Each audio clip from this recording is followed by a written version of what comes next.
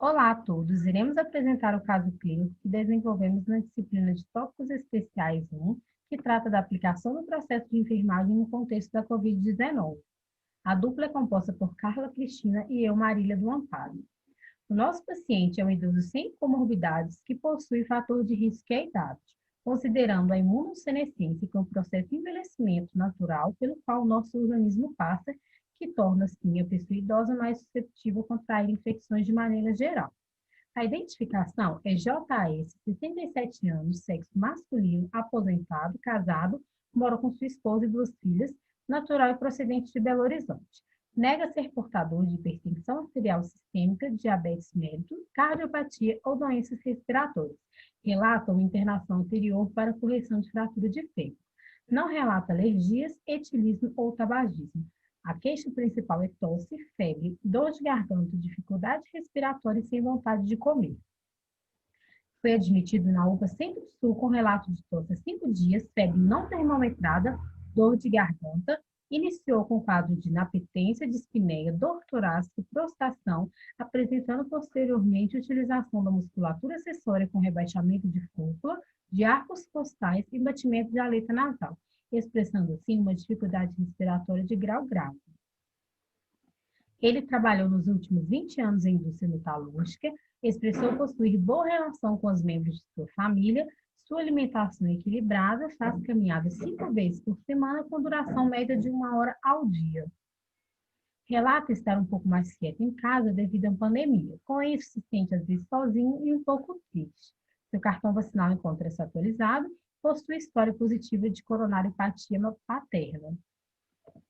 Ao exame físico, o que a equipe de enfermagem percebeu de alterado foi cianose nas extremidades, febre de 38,4 graus Celsius, mucosas oculares hipocloradas com 3 cruzes em 4 e umidade reduzida. O hábito alimentar, a baixa aceitação da dieta. No tórax, percebeu-se a presença de tiragens supraesternais e intercostais. No sistema respiratório, evidenciou-se o murmúrio vesicular diminuído no ápice do pulmão direito, roncos apicais difusos, taquipneia com frequência respiratória de 28 RPM e saturação de 85%, que posteriormente subiu com 95% com utilização de máscara facial. O sistema cardiovascular encontra-se taquicárdico com frequência de 120 bpm, hábito intestinal está ausente. Nos membros, percebeu-se um tempo de enchimento capilar aumentado com 4 segundos e cianose periférica com 2 cruzes em 4. A partir das observações realizadas, os domínios do NANDA que utilizamos para nortear a construção dos diagnósticos de enfermagem foram segurança e proteção, atividade e repouso, conforto e nutrição. A partir dos dados obtidos por meio da anamnese, do exame físico da enfermagem, da análise dos exames laboratoriais e de imagem, construímos 8 diagnósticos, mas para apresentar esse vídeo, iremos explanar apenas 4 deles. O primeiro é padrão respiratório ineficaz relacionado ao processo infeccioso pulmonar, evidenciado por taquidispneia, tiragens supraesternais e intercostais, bem como imagem radiológica de infiltrados bilaterais, tomografia evidenciando múltiplas áreas lobulares e subsegmentares bilaterais de opacidade ou consolidação em vidro fosco. Para esse diagnóstico, na etapa de planejamento, tivemos a meta que será o padrão respiratório eficaz e critério desfecho, o paciente apresentando melhora no padrão respiratório é até 1 hora após a intervenção realizada. Como implementação, tivemos as principais ações de enfermagem.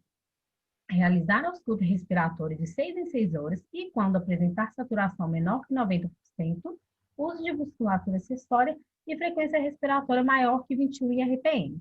Atenção para a presença de roncos e piora da diminuição dos murmúrios vesiculares bilateralmente, comunicar ao enfermeiro o aparecimento de qualquer uma dessas evidências, administrar oxigenoterapia conforme necessidade, observar o nível de consciência e comunicar piora se houver, e manter cabeceira elevada de 30 a 45 graus.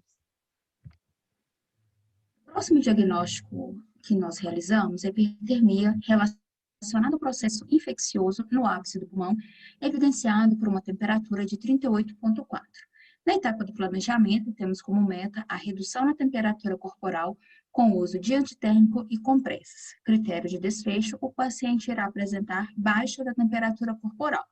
Na etapa de implementação, verificar a temperatura axilar a cada 30 minutos e comunicar ao enfermeiro se o valor estiver acima de 38,3, aplicar compressa morna para auxiliar na redução da temperatura, administrar medicamentos antitérmicos conforme a prescrição médica. O próximo diagnóstico de enfermagem é dor aguda relacionado a agente biológico lesivo evidenciado por relato de comportamento de dor, alterações nas atividades. A etapa de planejamento, a meta é o manejo da dor e melhora da sensação álgica, e o critério de desfecho, o autorrelato do paciente e score na escala aplicada, indicando a melhora da dor.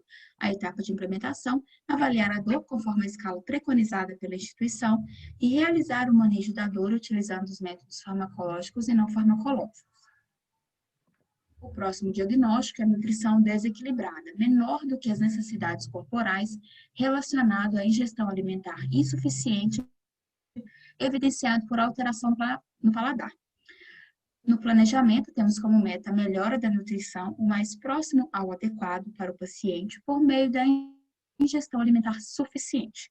Critério de desfecho, temos a monitoração da quantidade de ingesta alimentar, evidenciando ao exame físico, comprovando essa restauração do equilíbrio nutricional. A etapa de implementação, conscientizar o paciente da importância da nutrição equilibrada para a melhora de sua saúde, encorajar a ingesta de alimentos prediletos de mais fácil aceitação e ingesta suficiente de líquidos, mensurar e registrar alterações de peso. Com isso, nós concluímos que o nosso paciente, evoluiu bem dentro de 72 horas, apresentando a melhora no padrão respiratório, saturação de 95%, eupneico em O2 suplementar quando necessário. A próxima etapa realizada é a de avaliação, no qual utilizamos o NOC. Para o diagnóstico de padrão respiratório ineficaz, nós avaliamos que o paciente evoluiu bem, apresentando uma saturação de 94% após 24 horas, eupneico e esporadicamente com a tiragem intercostal. Aguarda novo pedido médico de raio-x de tórax para acompanhamento de infiltrados. A pontuação é de 3 em 5. Para o diagnóstico de hipertermia, nós temos a avaliação de que esse paciente evoluiu bem, apresentando uma temperatura corporal de 37,4. A pontuação é de 4 em 5. Para o diagnóstico de dor aguda, nós temos que o paciente, após a instalação de medidas para alívio de dor, em cerca de 30 minutos, ele apresentou a melhora da sensação álgica, tendo então a pontuação de 5 em 5. Para o diagnóstico de nutrição desequilibrada, nós avaliamos que nas próximas refeições, esse paciente ele apresentou a melhora da nutrição, para o mais próximo ao adequado, apesar da alteração no paladar se manter, com uma pontuação, então, de 3 em 5. Então, de forma geral, nós concluímos que os principais cuidados a serem realizados para pacientes nesse perfil estão relacionados à função respiratória em decorrência do agravamento da condição pulmonar, como a piora do nível de consciência ou dos parâmetros hemodinâmicos, alterações de frequência cardíaca de níveis pressóricos, os quais podem ter uma progressão rápida, consequentemente necessitando de intervenções e suporte imediatamente. Concluímos também que os profissionais da enfermagem possuem um papel fundamental dentro do sistema de saúde, pois estão presentes durante todo o período da assistência ao paciente, desde a entrada na unidade, na realização de procedimentos até a alta hospitalar. São peças-chave no enfrentamento de grandes desafios advindos da pandemia do novo coronavírus, além de ser um elo importante na comunicação entre toda a equipe multidisciplinar. Essas são as referências que utilizamos para nortear a criação do nosso caso clínico. Nós agradecemos pela atenção de todos. Muito obrigada.